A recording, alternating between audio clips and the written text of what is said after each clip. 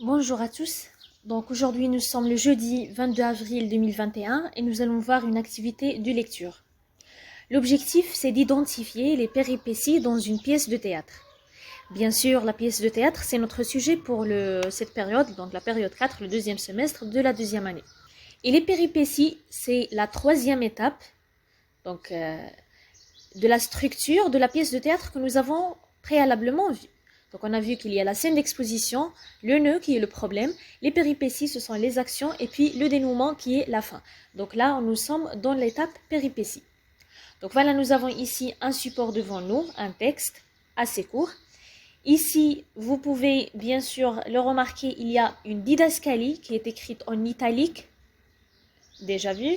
Ici aussi c'est une didascalie et la dernière ligne. Pour les personnages, nous avons la femme, tous, ça veut dire plusieurs personnages, nous allons voir c'est qui, c'est tous, le bûcheron, et voilà, c'est tout. Nous allons commencer par lire ce texte, puis relever les éléments qui sont intéressants pour nous. Les 5 enfants marchent en suivant les cailloux.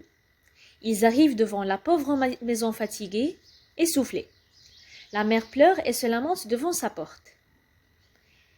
Qu'ai-je fait? Abandonner mes enfants? Que pouvais-je faire de pire que cela? Ils seront morts de faim ou dévorés par des loups. Séchez vos larmes, mère, nous voici tous.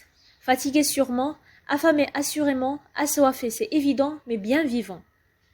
Quelle joie! Venez ici, mes enfants, que je vous serre sur mon cœur. Il se précipite entre ses bras. Ah ça, mais comment êtes-vous revenus? Grâce à Poussé, le plus malin d'entre nous. Il a semé des cailloux blancs tout au long du chemin. Pour revenir, nous les avons suivis. Ah ça, par ma barbe, c'est bougrement intelligent. Venez donc manger et boire, mes enfants. Après le frugal repas, les enfants vont se coucher. Nouveau conciliabule des parents.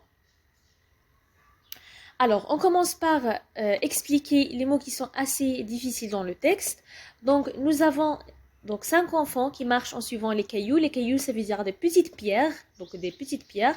Ils arrivent devant leur maison. Donc, une maison qui est assez fatiguée, ça veut dire une maison qui n'est pas bien bâtie. La mère, elle pleure. Donc, la mère des 5 enfants, elle pleure. Donc, cela exprime quel sentiment? Cela exprime le sentiment de la tristesse. Donc, la maman, elle est triste. Qu'ai-je fait? Abandonner mes enfants? Abandonner, ça veut dire laisser quelqu'un.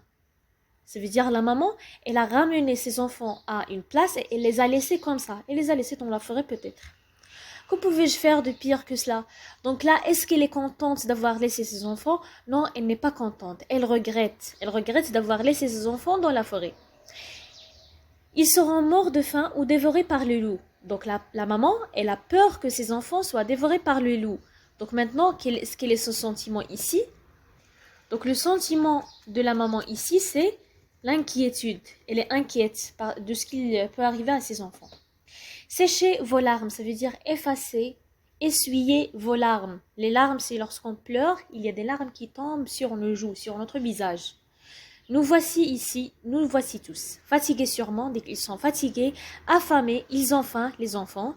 Assoiffés, ils ont besoin de boire, mais bien vivants, ils ne sont pas morts. Quelle joie! Venez ici, mes enfants, que je vous serre sur mon cœur. Donc ici, le sentiment de la maman, il a changé. Elle n'est plus triste, elle n'est plus inquiète. Maintenant, elle est comment? Elle est joyeuse, elle est contente. Ah ça, mais comment êtes-vous revenu? Donc le bûcheron, c'est probablement le père des enfants. Est-ce qu'il est content? Non, mais vous avez... Ah ça, il est surpris. Donc le sentiment du père, il est différent. Grâce à Poussé. Donc Poussé, c'est l'un des enfants. C'est l'un des 5 enfants. Il a aidé ses frères pour revenir à la maison. Il est le plus intelligent, il est malin. Il a laissé tomber des cailloux, des petites pierres tout le long du chemin pour pouvoir revenir. Ah ça, par ma barbe, c'est bougrement intelligent. Donc c'est très intelligent. Qu'est-ce qui est intelligent? Ce qui est intelligent, c'est que ce que Poussé a fait, l'action de Poussé.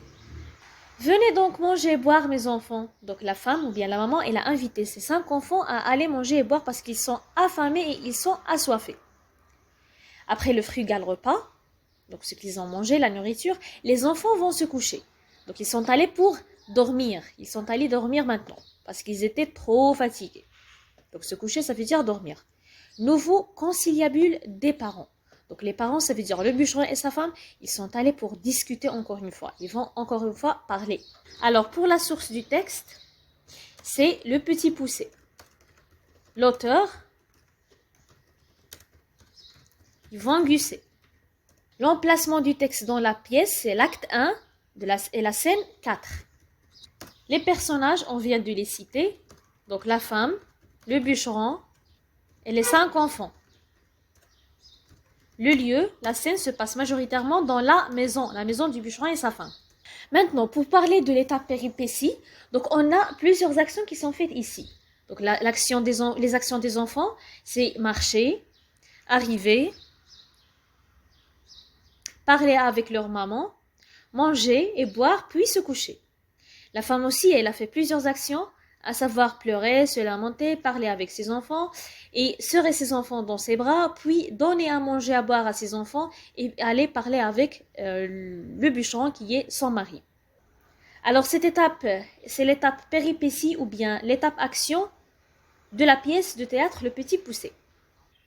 Alors ici, j'ai noté les éléments principaux que nous avons relevés du texte, ainsi qu'une petite règle, donc je retiens sur l'étape péripétie dans une pièce de théâtre. Je vous invite à écrire ça dans la première partie de vos cahiers.